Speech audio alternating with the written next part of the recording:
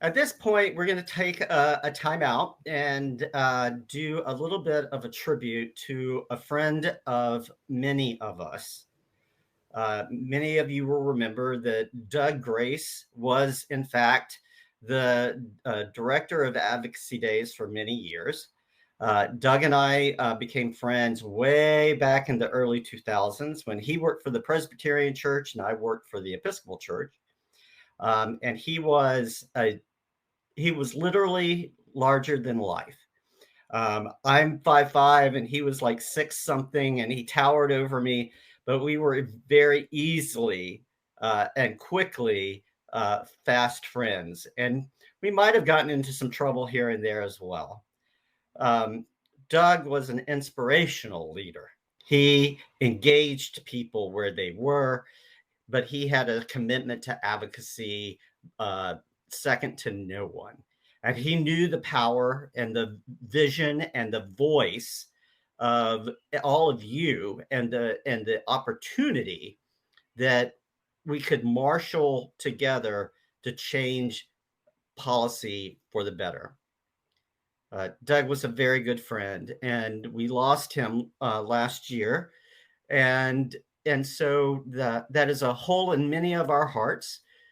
He was a Presbyterian minister, and just a guy that really meant a lot to me. So as we began our work to consider how we could honor Doug during this Ecumenical Advocacy Days, we realized that there were important ways to keep his legacy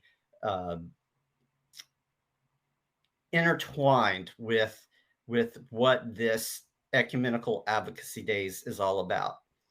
And on one level, it's about changing public policy, but on the other level, it's about making available the opportunity to accompany people into the opportunity to join in this important work of advocacy. To that end, the EAD leadership team has decided that the scholarship fund that is available to many of you and that many of you may have taken advantage of will be named the Doug Grace Scholarship Fund for Ecumenical Advocacy Days. It is a wonderful opportunity to remember him, and we need to offer special thanks to Sayed Diar, Leslie Copeland-Toon, Catherine Gordon, and the Perisphere team for helping us to make this possible. And I think we can go to the slide that renames the donation link in his honor.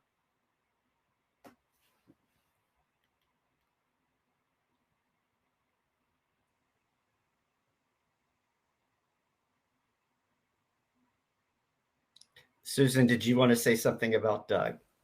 You know, Doug Grace was very welcoming to me, as I'm sure many people here can remember Doug.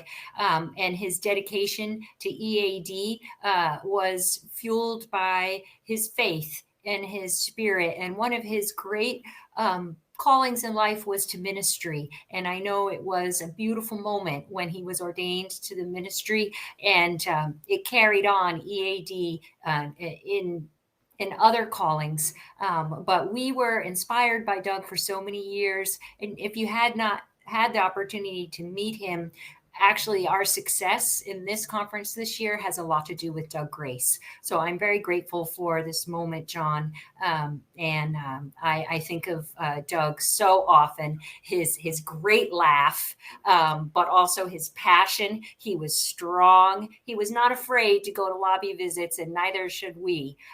He knows that they are there to serve us, and we are here in response to our calling to service and followers of Jesus. So I'm quite touched at this moment, remembering Doug. Thank you. Thank you, Susan.